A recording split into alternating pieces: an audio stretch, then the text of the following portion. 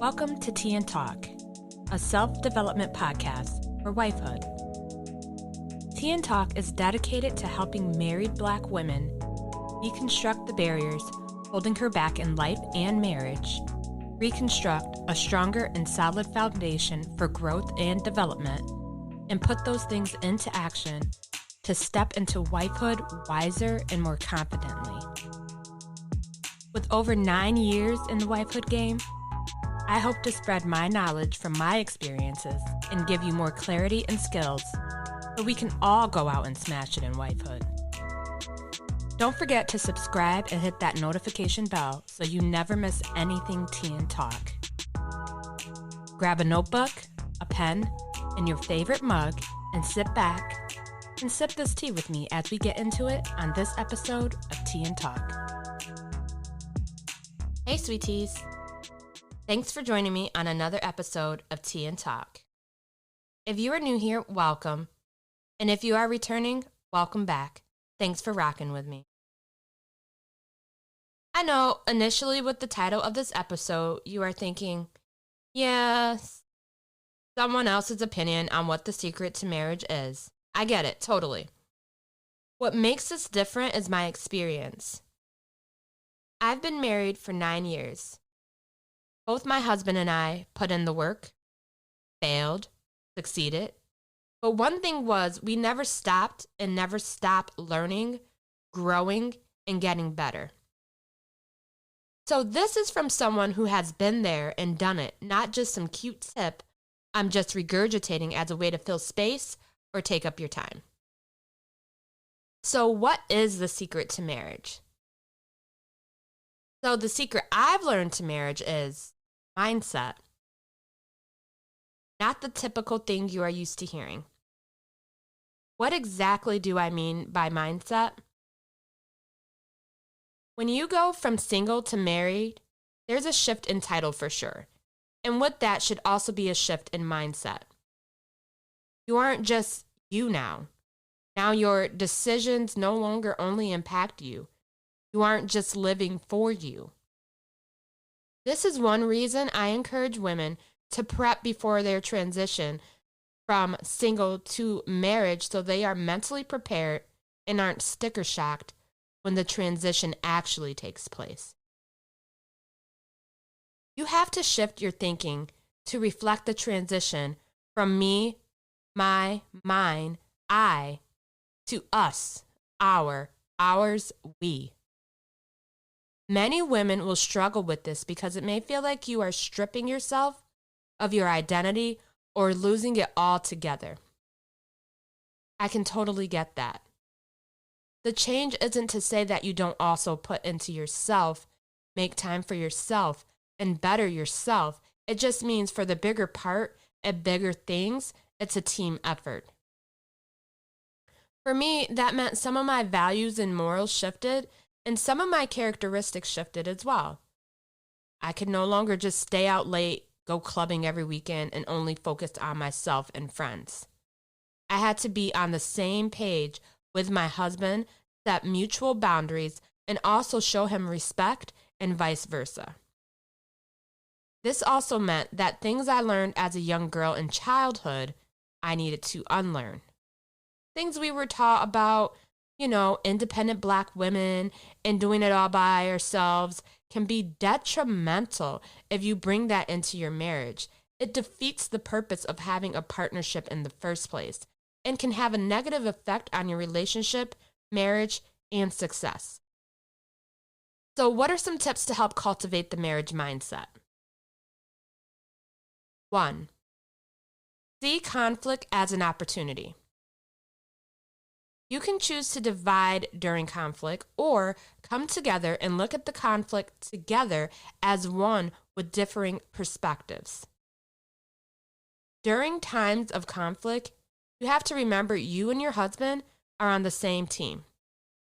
You aren't rivals going against each other. You also have to remember that being right is not winning, but coming up with a solution that satisfies both parties is the goal.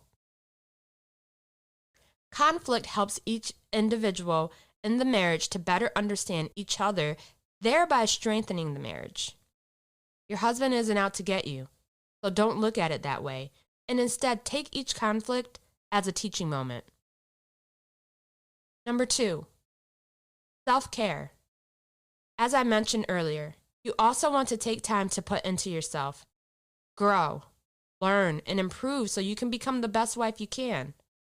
That is why you want to continue self-care even after the I do, to continually evolve, grow, and become even better than you were yesterday. It keeps things interesting for you as well as your husband. Don't let yourself go just because you finally got the husband, because the work didn't start then, but the work starts after the I do. Number 3, understand you aren't going to be 20 forever. Things may not always be smacking ass and screwing like rabbits. It can be difficult to keep the spark alive as life happens. Make time and have frequent conversations surrounding this topic. It isn't all about sex we want to focus on, but also intimacy. Check out the episode on types of intimacy. I'll link it below. How do you and your husband define intimacy? Once you both come up with the answer to this, it will keep that spark of intimacy alive as long as both you and your husband commit to always putting in the work. Plan weekly or bi-weekly date nights to continue to feed into the marriage in that aspect. Number 4, make your marriage a priority. If saying yes to something is sacrificing your date night, maybe it's best to clear the plate and put your marriage back at the top of the list. Life happens, but when you said I do, you committed to a lifetime with your husband. Don't allow the weight of life weigh on your marriage. Keep it front of mind at all times. Number 5, focus on gratitude in your marriage. If you look at what you have and show gratitude for it, more things to be grateful for will manifest. Plus, when you look at what you already have, it just switches your mindset.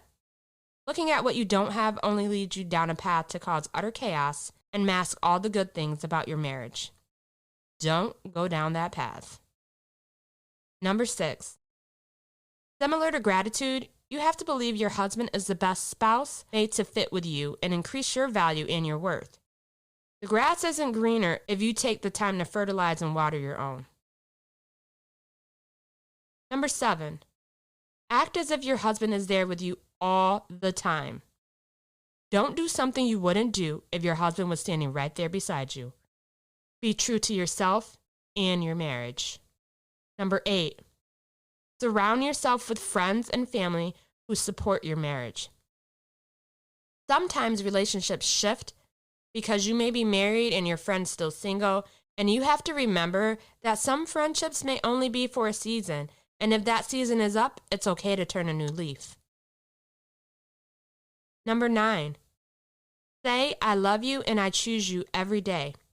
It sounds cliche, but taking that time to add that in every day helps you to remember what you have and remind your husband he is your everything. And why not send your husband off into the day feeling loved and secure? So, you see, I believe there are many important factors to help in marriage, such as communication. But to me, if your mindset is screwed up to begin with, then you never really step into marriage. I say and will always say, just because you are married, that does not make you a wife. It takes work, commitment, dedication, growth, change, and of course, mindset to be a full wife. Don't just be the married woman. Take it all in and be the wife you know you can be. I hope this episode of Tea and Talk has helped you gain a bit more clarity and find a piece of what you have been missing to step out into the world as a new, purposeful, and authentic version of you to be able to smash it at Wifehood. Never miss anything Tea and Talk. Click the link in the description to sign up for the email list. I love hearing from each and every one of you, so don't be shy, comment below. I can't wait to hear from you all. Don't forget to like, share, subscribe, and hit that notification bell so you never miss an episode. Until next time, sweet teas, love and light.